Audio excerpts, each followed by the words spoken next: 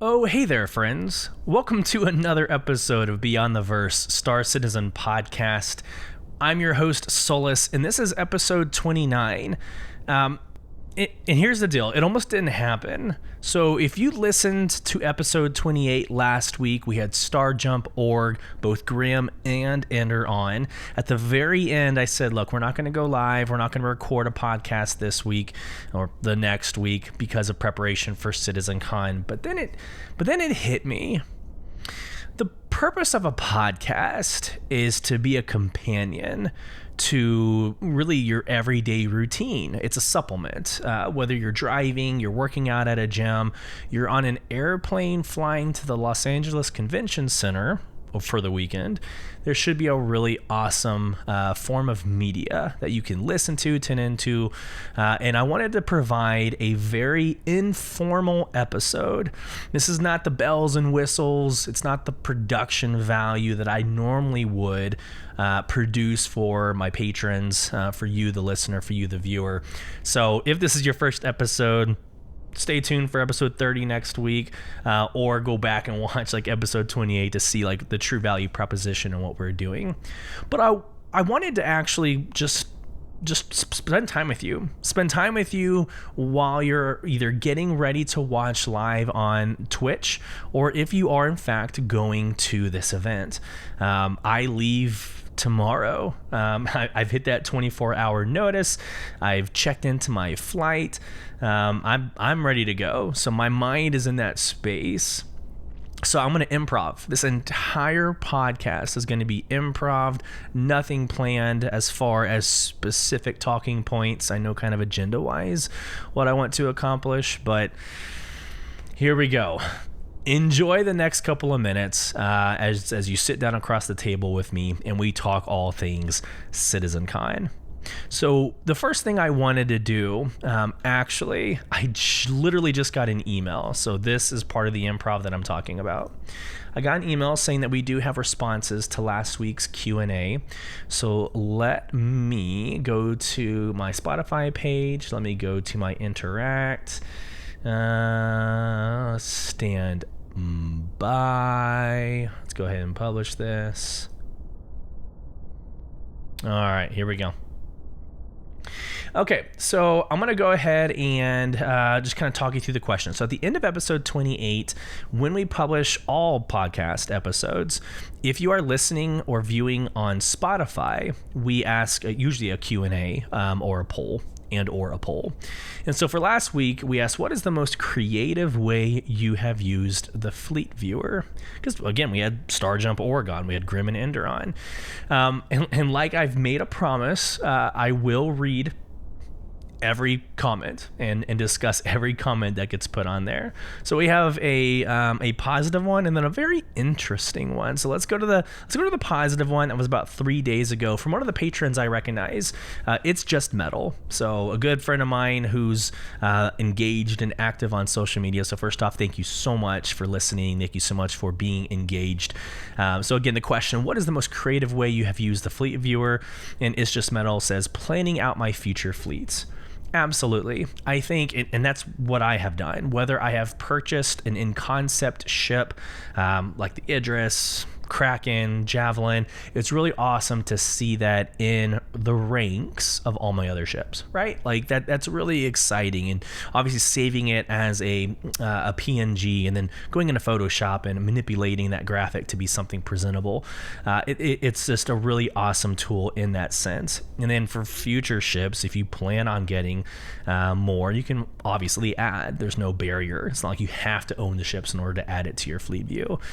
Ender mentioned in last episode, he mentioned that there was this he has several files, one being his future fleet, so super exciting there.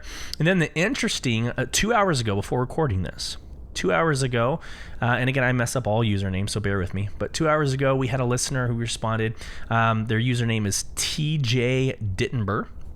Said, didn't find it very intuitive. I clicked tutorial and it sent me to a 15-year-old video of a girl playing a guitar. It's a good song, but doesn't help. So here's what I will do. I have not gone to the tutorial in a very long time, TJ, assuming your name is TJ, but I will send this feedback over to Grim and Ender. Maybe there's a break in a link somewhere. So I'm going to do my due diligence and follow through with this feedback. So thank you for sharing. All right, let's get on with the show. First off, I'm going to break away for an advertisement. Again, it's selective on Spotify, so if you hear it, great. If you don't, we're going to keep on going. Here we go. So the first thing I want to do is share this email. So for those of us who are physically going to CitizenCon, we got an email, and I think this is where the companion side of, whether or not you're driving to LA or flying on an airplane, this is good information. You might not have this readily available, but hey, you downloaded this podcast and maybe you do. So here's the email, a lot of the logistics. It's called the event guide. So let's actually get into it. The same pictures you've seen for months at this point. And then it says, I'm just going to read this verbatim. CitizenCon is 1 week away. Again, this was sent like the 13th or 14th, right? CitizenCon is 1 week away. Prepare for an epic 2-day event at the Los Angeles Convention Center next weekend. Doors open on Saturday, October 21st at 9 a.m. Pacific. Make sure to check out the full schedule below. Break. So my brother and I, we're actually going together. He's from San Antonio, Texas. I'm from Austin, Texas. We're actually flying around the same time, but we're going to be meeting in LA together on Friday, so tomorrow morning.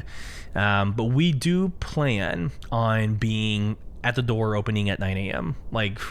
There are about 2 hours between the doors opening and the first event in the main room, where we are wanting to go meet everybody. We want to get in the VIP booths. We want to see what's happening in the pyro section, which we'll get into that here in a second, because that was new since last week.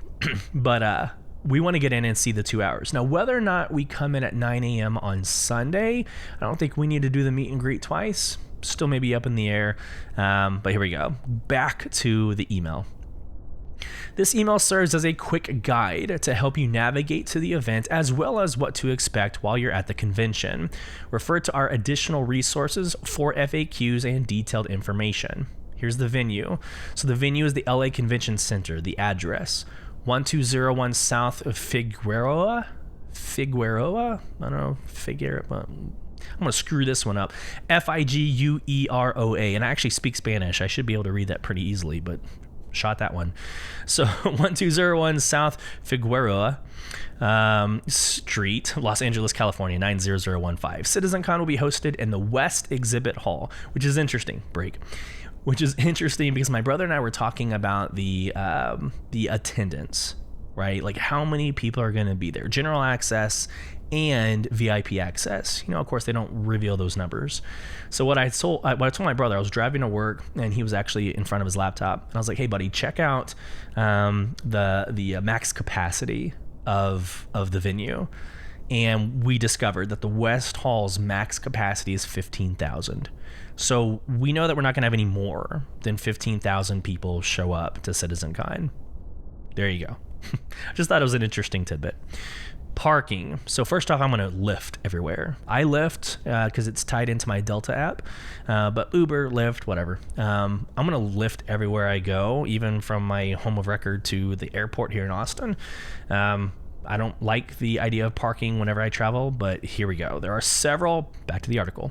There are several parking facilities around the LA Convention Center. Refer to this PDF for locations. The closest to the venue is the entrance off Pico Boulevard and LA Live Way. There you go. Food. There will be food and beverage available inside the convention center at Galaxy's Court and Groundworks. That's also good information. We will go through Star Citizen's Twitter feed here in a couple of seconds and just over the hype and things that they thought that was important to release in the last couple of days. One of those is an infographic of the food that's being provided, and it's a really cool. I think it's a really cool. It's a really cool idea, really cool engagement for this week. Then there's a link to learn more. There's an outdated picture of the map of the venue, and I say outdated because there is a big reveal in the next couple of minutes. So there's the map of the venue, and then you've got day 1 and day 2. Now I haven't noticed any changes in the schedule. So I don't think there's any surprises there. But day 1, day 2, we'll go through each one of those towards the end of this podcast as well. Again, talking about the hype for each one, in my personal opinion, and maybe recapping some of what me and Starjump discussed last week. And that's it. That's the email. So I thought that was a good way to kind of open up the dialogue for this podcast. Again, a lot going on, some changes, but the email, the logistics, I think are important for those of us that are going. And a reminder for those of you who have not been able to go, there's friends of mine who actually were planning on going, but because of life circumstances can't go anymore, and that breaks my heart, right? Because like this is a super exciting time for something that we're extremely passionate about, and then life happens, and it just sucks. It just sucks. So here we go. So what I want to do, what is more valuable? The hype and then the schedule, or the schedule? Let's do the updated map and the schedule, and then we'll get through the Star Citizen socials. And I think we'll call it a podcast at that point. So let me pull up the first image.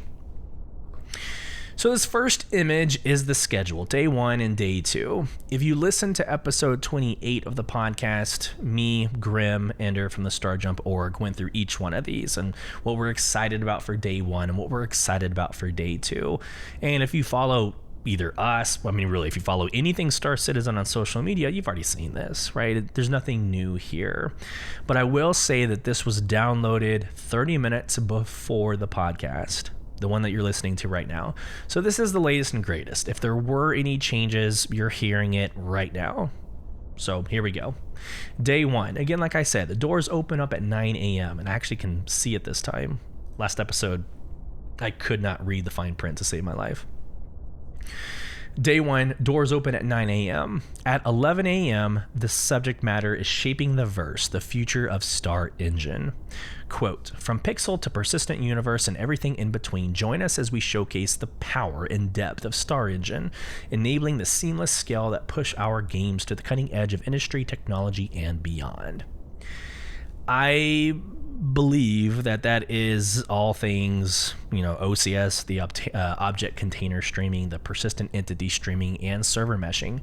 Like Grim said, I agree. This is going to be everything about server meshing. It's going to show us capability. It's going to show us, hey, in the next couple of months, before Pyro, when Pyro comes out, this is what you can expect from server meshing. And they're going to give us examples, in my opinion. They're going to give us examples on what that looks like to the gamer. There's probably going to be some nerding out on like how and why and what happens in server meshing, but which is interesting for people like myself. I dive into the production value or the production of video games, development of video games, but maybe that's not your shtick. I think they're going to go through like what the gamer can experience through what they're trying to create. And I do think server meshing is right around the corner. I don't want to spend like this podcast like surmising and like building up the hype. You've heard me on socials and you've heard me on other episodes to talk about how I feel about the Idris and Pyro and Squadron 42 and when it's coming out, but that's not this podcast. At 12:30 p.m., fix it and fly it. Quote, want to get a look at resource management in action? Here we showcase an exciting upcoming gameplay role that shakes up the vehicle experience, continues our journey towards multi-crew gameplay, and affects all life in the verse as we know it. Now, this is the first time I'm kind of making a connection here. It says, here we showcase an exciting upcoming gameplay role that shakes up the vehicle experience. Now, I think that's engineering. We've seen it in a few Inside Star Citizens. We've seen video feed on it. Like there's some YouTube input on it. I think it's engineering. Or this could be something completely different. It almost reads as if like when you showcase something. When you showcase something, it's usually new material. So again, it could be engineering, or they could be introducing an entirely different gameplay style. I think Grim had a fun call out last episode where he was talking about security for ships. That would be exciting. I don't know. For me, my my gameplay that I'm kind of looking forward to, and I don't really know why. I love the idea of VIP transportation. One, my favorite ship line is Origin. So, of course, the 890 Jump and the 600i and the 400i, like all these really sexy ships. But those ships have like bars, and they have, you would see this like high-end waitering or catering experience. And I don't know how that would look. But there's something about taking a VIP from Stanton to Pyro and having that responsibility, and you have to do it on a certain marquee ship, right? Like, oh, this VIP can only be delivered on this, category of ship. And so if you fit that, category, you can accept the mission and you can deliver it. But while you're there, you've got to, you have to serve them food, and you've got to, like, you kind of role play, right? You have to serve them food, serve them alcohol, also pull security, because 890 jump, that's a bad example because 890 jumps are pretty powerful when they're staffed. What would be another good example? I think some like the future ships don't have good like firepower. Actually, really what I'm thinking right now is like the Whole Sea, which is not personnel delivery, but like the Whole Sea is great for taking massive amounts of cargo, but there's zero security on it. So you absolutely need to bring security forces. But I think role playing that piece with the VIP, the whole thing, like you actually have to go to Loreville, and you have to go and sit down in the VIP section, right? I forgot what they're called. I think it's literally called concierge in game, but the VIP section of the airport or spaceport, and you gotta walk them or escort them. Like I just, that seems like fun to me. So maybe, I don't know, maybe it's something different. I think it might be engineering, but let's move on. 1:30 p.m. cosplay competition by Toby, or powered by Toby. I think the powered by Toby is new. I don't remember seeing that earlier, but I did see Toby eye trackers, or Toby's the company, but the company that produces the Toby eye tracker. I saw their socials a couple of days ago that posted that they were going to be at CitizenCon and hosting some things. So that might be new, but the cosplay competition, that's exciting. I have always been humbled by the creativity of gamers when they cosplay. Now, I think there's two ways of looking at cosplay. One, like the LARPing that you see on movies, and I'm trying to think of the movie. It's like, I think Ryan Gosling. I know it's not Ryan Gosling. Goodness, Ryan. What in the world was the LARPing movie that came out a couple of years ago? But it was absolutely hilarious. I think like they're like trying to adopt kids. The kids are involved in LARPing, but they end up becoming involved in I'm totally screwing this up. This is what happens when you don't do talking points for a podcast. But I think that's one way of looking at it. It's like that kind of like, oh, LARPing, it's nerdy, whatever. But I think for those people who have actually gone and attended these events, it's not that. And I don't know how else to persuade or sway you into thinking in a different way. It's not that kind of cosplay. These cosplays are like hundreds, if not thousands of dollars of personal investment in creating armor, the shit that works. Like actual like light up gas, like the whole thing, things that actually work. This is an incredible experience of creativity that's coming from a passion of the game. And so you can sit here and listen to Beyond the Verse podcast and think, cosplay is not for me. It's stupid. That's fine. I'm not going to argue against that piece, right? But I think there's an appreciation we all need to just pause and take in, that if we are passionate about this game, imagine the passion of somebody else that maybe doesn't think like you. The passion of creating content or creating a podcast or creating YouTube videos. Why can't that translate over to a creation of a physical item, a material item that they get to wear? They get to somehow fly out with it. I don't know how that looks, but somehow they got to get it on a plane. But that is just incredible to me, and I'm again humble. I respect the crap out of anybody that goes and does this cosplay competition. So for what that's worth. 2 p.m. is a lunch break. 3 p.m. Talking Ship 2953. Quote, presenting this year's newly released vehicles with a focus on how lore of the past is shaping vehicles of the future, as well as a look at the pipeline itself and the new methodologies within. So one of the items that you get, and it might be just the VIP. We're gonna pull that up here in a couple of seconds. But one of the items that you get for physically going is a plushie. It's a redacted plushie, a ship plushie. And so I started thinking, like, the ships that could be, so it's redacted, so they're obviously hiding something. I think the Idris is going to come out in Q4. Like, and again, I'm going to leave it there. I don't want to build it up, but I think the Idris is coming out. But I thought, like, a plushie based off of the Idris. I mean, I don't know if that's like, it's not the most aesthetically pleasing plushie, right? But then I started thinking more about it. Like, what is in the pipeline? What has been discussed, I don't know, somewhat recently, like within the last year, that is close to production that would look good as a plushie? And for some reason, I keep going back to the Banu Merchantman. Right? Because, like, they almost had that done. Remember, we saw the videos. It was either white box or gray box. We saw the videos. It looked great. But they made the comment that they had to go back and redo the color schemes and some of the stylizing because the lore has caught up with the Banu, and they wanted to make some edits to the Banu and what would fit culturally.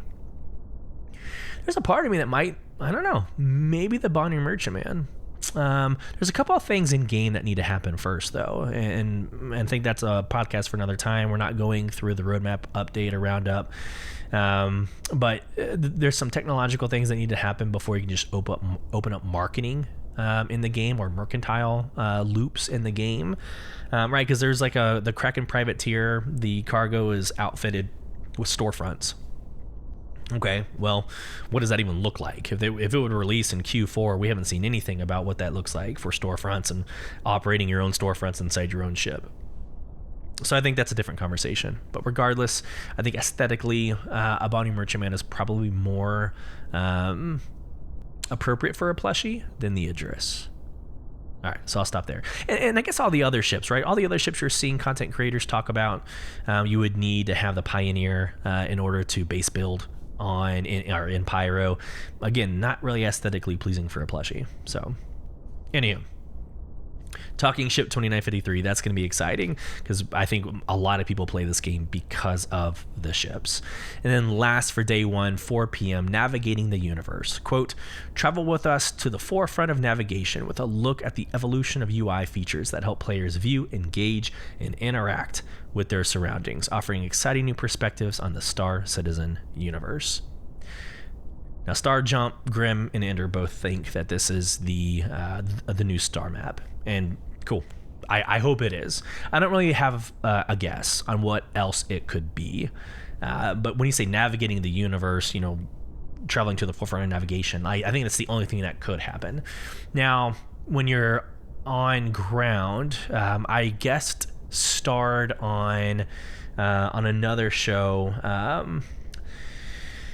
Oh no, I knew I was gonna do this during the recording. What? Tree 311. There we go. A patron of mine, good listener. Tree 3110311. He goes by Tree, so most content creators know him by Tree. He's very active in the community. Former Marine. He had me and a lieutenant colonel on, and we were talking about the strategies, the how we would approach certain UGFs in certain scenarios. And one of the things we discussed is like ground navigation, things that we would need once we deployed and got onto a planet's surface.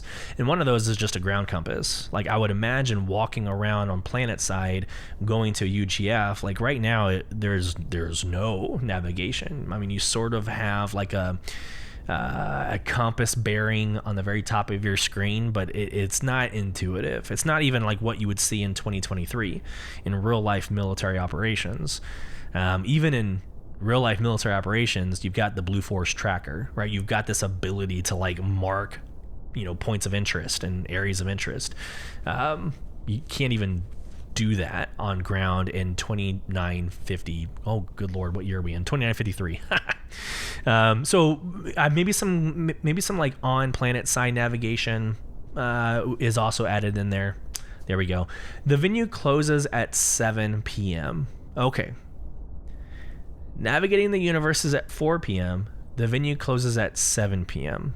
Okay, there's a boring way of looking at this. Well, okay, so maybe navigating the universe is an hour, so 5 to 7, it's walking around tables and high-fiving people, meeting people. I think that's kind of the boring way of looking at it. Here is my interesting way of looking at it.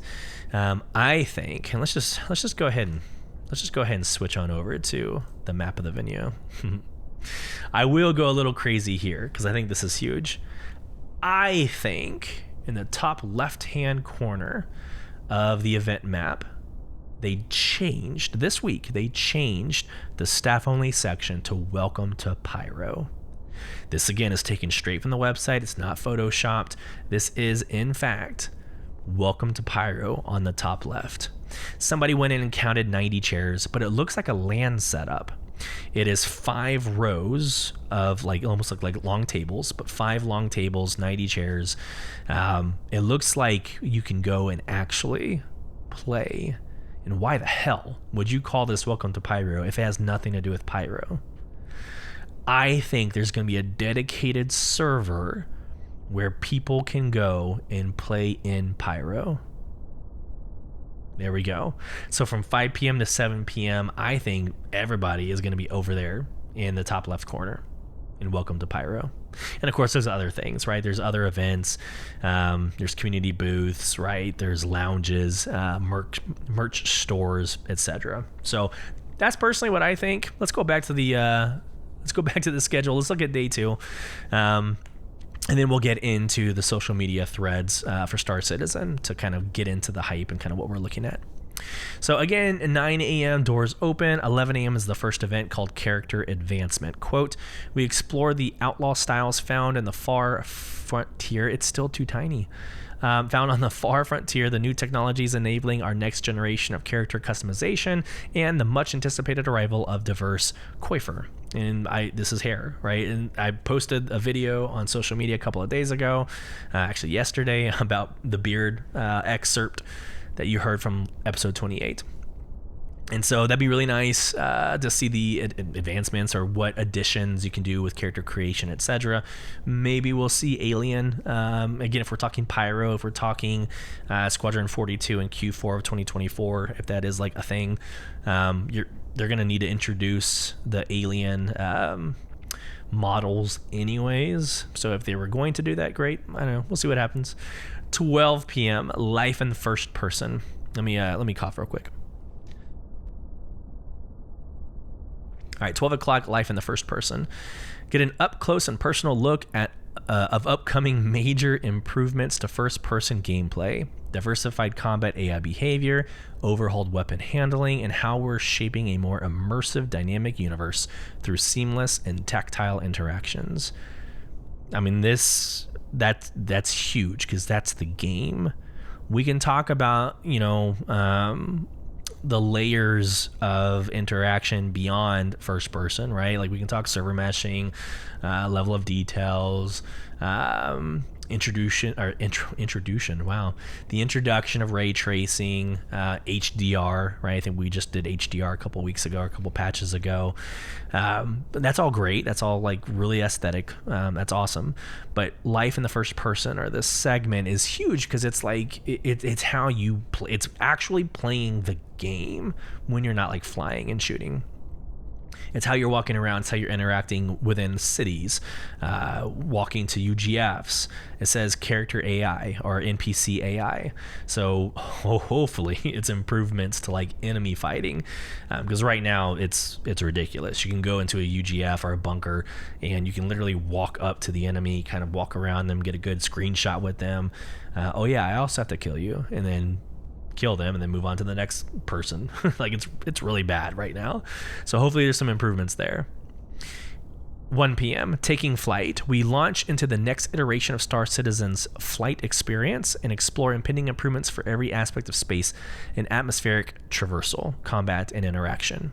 So there you go. It's basically the same concept. So 12 p.m. is like first person, like FPS, and then 1 p.m. is the same conversation but flying. What does that look like? So I'm not going to belabor that. Like, I think it's going to be really fun, really exciting to see what playing in Pyro is going to look like. 2 o'clock, lunch break. 3 o'clock, living on the edge. Now, I said that this is one of my favorite things for day 2. I just didn't get into it in episode 28. So I'm going to get into it now. But here we go. 3 p.m., living on the edge. We delve into the living conditions and environments of outlaws and settlers, trying to carve out an existence beyond the safety of the UEE mega corporations and other confines of the 30th century society. So I don't necessarily think it's hinted or it alludes to player housing. My mind went there when I read this. My mind went to player housing and how just amazing that's going to be. Personally, I'm just going to live on my ship. I don't really care about building a house or a base for now. In this current moment, I think there's a really fun loop of flying like an 890 jump down to really anywhere in Microtech where there's a beautiful lake with a forest. Drop that 890 jump there and just live out of the 890 jump because you can at this moment. But base building obviously will be a thing, but this could be base building. This could be the Pioneer, right? This could be things that we're talking about for Pyro, because again, you're going to need a base build in this next system. It could be, or it could be something very surface level, because it talks about of outlaws and settlers trying to carve out an existence beyond the safety of the UEE. It could just be like basic NPC, like the next gangs in Pyro and kind of the future state of Ninetales. It could be something kind of, again, surface level. I think it's a little deeper than that. So I expect to see something like the Pioneer interaction or building bases, and it'll be very interesting if that's the case. It would be very interesting to start comparing that to base building in Starfield, or current systems in like Fallout 4 had base building. It'd be interesting to see like which user interface that they roll out with. All right, moving on. 4 p.m. 4 p.m. destination adventure. From high up in orbit down to the surface of our planets and deep into the underground, we delve into new interactions, missions, and gameplay, and more coming to the Star Citizen universe on all levels. This came in a very close second to me. Very close second. Because again, base building, living, that's all great. First person improvements, again, that's all great. But what is the why? What are you doing and why are you doing it? Like the actual mission sets. I love hearing Inside Star Citizen updates on new missions, because again, that's the purpose. That's why we get in the game and transact, right? It's because of the mission. So I'm going to get excited, especially for the destination adventure segment, because there's got to be something new here, right? Especially in Pyro. I think getting away from the UEE, getting into a system that is without law, or at least we can get into a lore conversation about that. Like, there's no UEE law, right? It's ran and governed by, again, the outlaw system. It's almost like there's no honor among thieves, right? Like that whole like lore background, or that whole premise of like, you don't steal from a fellow thief. I feel like that's going to be the concept in Pyro. Like, you have a little bit of a law, like you can become, in bad grace with other factions. But anyways, total digression. It will be interesting to see how Pyro introduces a new wave of missions. I guarantee you a cargo mission in Stanton is going to look very different from a cargo mission in Pyro, or at least it should. All right, venue closes at 5:30. And then if you are going as a VIP member, you are going to the 7 p.m. after party, and that's going to be in CIG's LA studio, right? So 7 p.m. to 11 p.m. Okay, that lasted a lot longer than I thought it would, but hopefully that was either a reminder for you on what to expect in the next couple of days, or maybe you heard something that you hadn't thought of before, and hopefully that builds hype for you. Hopefully, you're listening to this with some friends, and that brings up a really good talking point or conversation. So there you go. Thanks for coming on that journey with me as I click through the next couple of screens. So what I wanted to do, I wanted to go through Star Citizen's feed. And again, like there's many other, a lot of other content creators are going and taking pictures and updating their feeds. Like I think now's a good time to talk about that. So here's what you're not going to get from Beyond the Verse Star Citizen podcast. Maybe it's my age, maybe it's where I'm at in life. You are not going to get Fox News or CNN or some other news network type content for the next 3 days. Not going to do it. I'm not going to do that. My brother deserves my full-time attention because he's going with me. I deserve to be engaged and fully invested in this event. You can get way too much information however you want to by watching twitch.tv/Star Citizen or your favorite content creator who actually does do YouTube videos and streams, right? There's going to be a lot of it. I just want to be immersed. I do. And I want to encourage, people to put their phones down maybe and just be in the moment. I will be taking pictures and I'll be taking videos, I'm sure, for subsequent episodes and conversation. I'm sure it's going to happen. But I've already seen social media influencers, talk about bringing in their little GoPro sticks or the selfie sticks, and like they're buying new material so they can create media. Look, if that's your thing, great.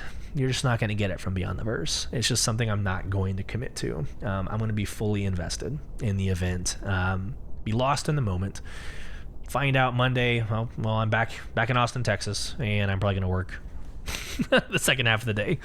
In that moment, from tomorrow morning to halfway through Monday, I just want to be a nerd. I just want to be a nerd, lost in the immersion. So, back to the point of why I even brought that up. I'm not going to highlight any other social media's content. I'm going to go straight to Star Citizen and just go all the way back. What is this first post? October 15th. So what was that? Sunday. I'm going to go all the way back to Sunday, and we're going to go through some of these posts and talk about it. I'm now sharing my screen for those of you on YouTube. This first post, October 15th, 2023, watching CitizenCon 2953 from home. Our live stream will start at 10 a.m. Pacific. There you go, 10 a.m. Pacific. So that's an hour after the doors open at 9 a.m. on our official Twitch channel. We're also pleased to inform you that we've taken the necessary steps to ensure it's safe for co-streaming. Can't wait to see you in chat. Twitch.tv/Star Citizen. So I do have a lot of friends that will be co-streaming it. I would encourage you to go to their feed. Both get credit, right, for views, but you're helping out the streamer. So pick your favorite streamer, go onto their account, watch the live stream. Most of the time, they also provide their own commentary during the event, which is always a fun event. Let's go to the next tweet. All right, so this is one of the examples. I said earlier in the podcast that they're kind of playing into some of this engagement about the food that you can order at CitizenCon. I thought this was kind of neat. When it's time to replenish your hunger meter at CitizenCon 2953, what will you order?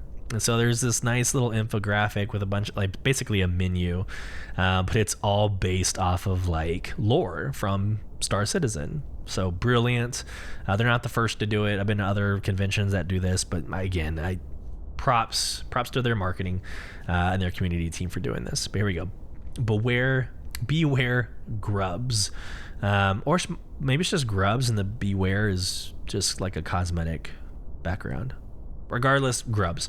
Whether you're trekking across the vast expanses of a distant moon in Stanton or navigating through the crowded halls of a densely packed station in Pyro, another reference to Pyro. Hint, take the hints. of a densely packed station in Pyro, us humans all have one thing in common. We get hungry. Please enjoy this carefully curated menu of some of the tastiest food in the verse has to offer. So there you go. You got Sea-nut rolls, which is a kolache beef sausage. You got Alloprat skewer, which they look disgusting, but it's a beef saute, soy ginger glaze. You've got coconut curry cacho. You got polo payload burrito. So like I said, you got all these. Oh, and you got all the Whamburgers, which, I mean, how could you not have a Whammers branded item or store at this CitizenCon, right? They're everywhere at every like New Babbage and Orison, right? Lorville, Area 18, right? You'll see Whammers everywhere. So anyways, Wham burger, cheese Wham burger, Wham fries, chicken Wham strips with fries. So anyways, really cool. I love the immersion. This is the kind of stuff I'm talking about, though. Like, I don't want to take pictures of this crap. I want to just go and live it and breathe it. Next. Okay. All right, you people. Here we go. On October 16th, CitizenCon kind of started, or Star Citizen broke some news. So I think this is right around when they updated their map as well. So don't quote me on that, but sometime around the beginning of the week is when they updated the top left corner of the map to show Welcome to Pyro. Well, they also put a picture of what we're getting. So if you're, again, anybody going, whether it's general access or VIP, here's a picture of the things that you're getting. So, quote, coming to CitizenCon 2053 this weekend, expect to find these among other things included in your goodie bag. And it's awesome. It looks like a challenge coin. There is a pin that says Citizen, like an actual writing pin that says CitizenCon on it. There's a beautiful patch, a CitizenCon patch. It looks like a notebook that you can write in, kind of in the back there. But everybody started cluing in on this pin, right?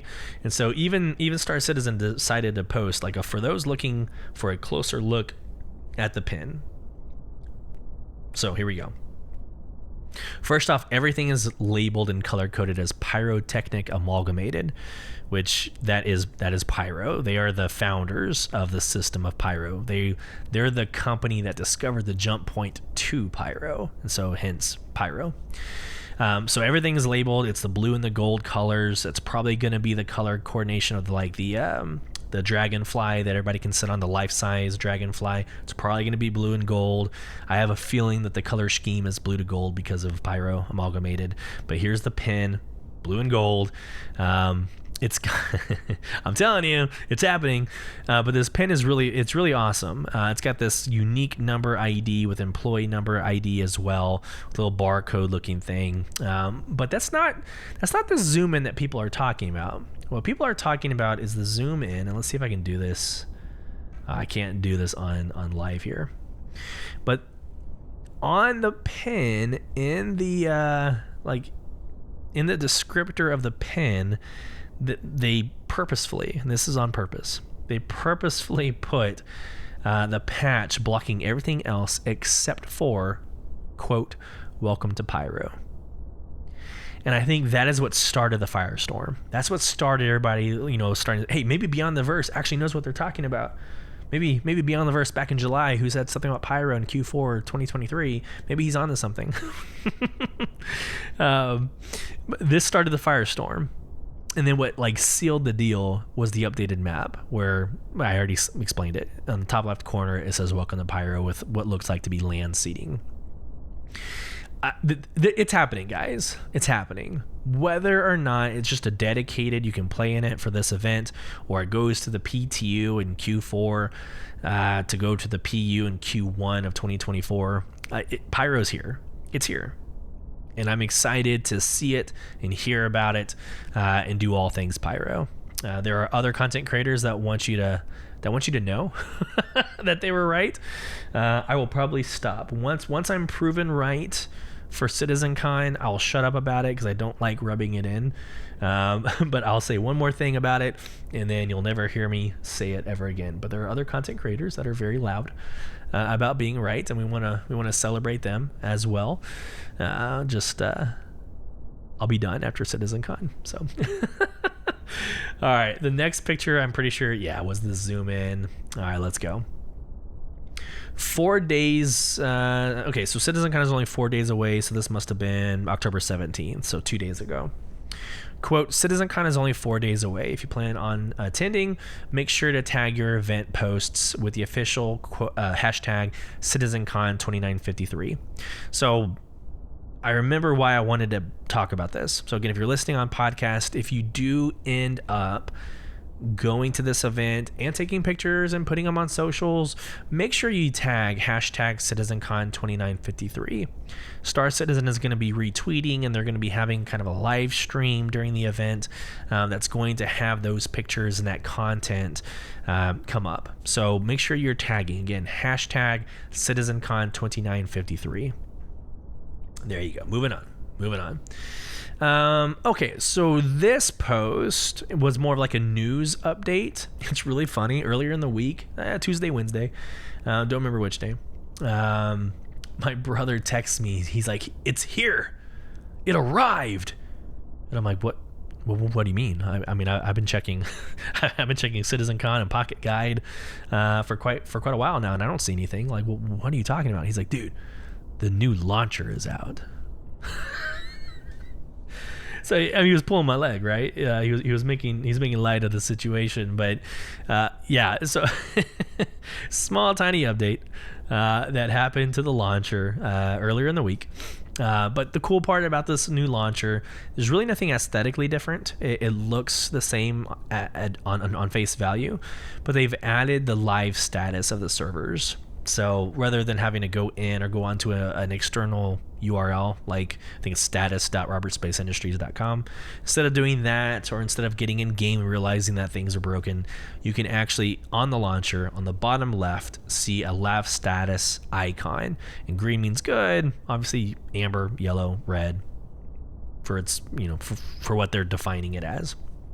So cool. I'm glad to see that. A lot of other games have the server status there available on the launcher. It's good to see Star Citizen come around to that. Okay, here is the announcement that Toby Gaming was going to be hosting the cosplay contest, right? So I'm just going to read this. While the CitizenCon 2953 cosplay contest powered by Toby Gaming is maxed out for participants this year, don't let that stop you from dressing up. We'll be looking to reward our favorite cosplayer on the showroom floor with something special. So you can still win things if you come dressed. But this is also a really good picture. So if you're a patron of us and you're watching on YouTube and this is one of you, awesome. I want to celebrate you. I just don't know who you are. I don't. There's no name on this picture, but this is a really good example of the creativity and the professional design that some of these individuals can do. Like those outfits that the two individuals are wearing look like armor, like legitimate armor that you can wear in the game. It's fascinating. It's absolutely fascinating. So very cool there. Let's move on. I said this was going to be like a 30-minute podcast. 2 more posts. All right, so this is my friends, JR Design Fabrication. So JRDESFAB on socials. They have a video that was retweeted by Star Citizen, or maybe it was produced by Star Citizen, but they're coloring. Right, they're coloring the dragonfly, and I say coloring, they're spray painting their model that they've created. There is if you don't know, there's a life-size dragonfly that was at a couple of CitizenCons ago that they're going to emulate. They're going to redo and have up again for us to sit on, take pictures, etc. So I love you guys. I love JR Design Fabrication. I love you guys. Y'all are amazing. Let me just, for the sake of this conversation, here is their Twitter page. I have the Carrick model from them. I've waited to paint it. It's built. I've waited to paint it because I'm waiting for the I'm waiting for the Best in Show, the 2953 Best in Show color scheme to come out, even though the character didn't win, because I was going to paint it as the 2953, the colors. So, little spoiler alert. But go check out their stuff. Great product. Everything is 3D printed, but it still is a very phenomenal product. Good quality. Go check them out. All right, last but not least, I wanted to show you all the actual CitizenCon page and go through the digital goodies and the physical goodies. So the digital goodies pack was also released this week after episode 28 from last week. And so there's no difference between like the digital goodies if you're going or the digital goodies if you just buy them from the store. So no real reason to discuss anything there. But I did want to, let me see if I do this. Hold on. In one of these websites, it compare and contrasts the general access and the VIP access. And more than likely, this is going to be broken because I'm doing it live. Let me just scroll down real quick. So here's the goodies pack. Let's just go through the goodies pack real quick, just to cover that base. But in a digital goodies pack, you get a Frontier undersuit, the Frontier helmet, a CitizenCon 2953 trophy, an Outlaw shotgun, which I think the shotgun's available in the PTU in this current moment. You get the Headhunter Gang Relic collectible, the Pyrotechnic Amalgamated Multi-Tool in case. Here is your Redacted Ship plushie and the Redacted Ship Challenge coin. CitizenCon 2953 Dragonfly paint. That's more than likely your blue and gold. And then your Pyrotechnic Amalgamated Spectrum badge, which is already available in Spectrum. So you go and you change your profile title or whatever to Pyrotechnic Amalgamated, and you got it. Where is, let's do this. Let's go into more info. I wonder, again, this is, I should have already had this up, and because I'm doing this live, I can't really, I wanted to see the, like when you get into CitizenCon, ticket info, or maybe it's in the pledge store.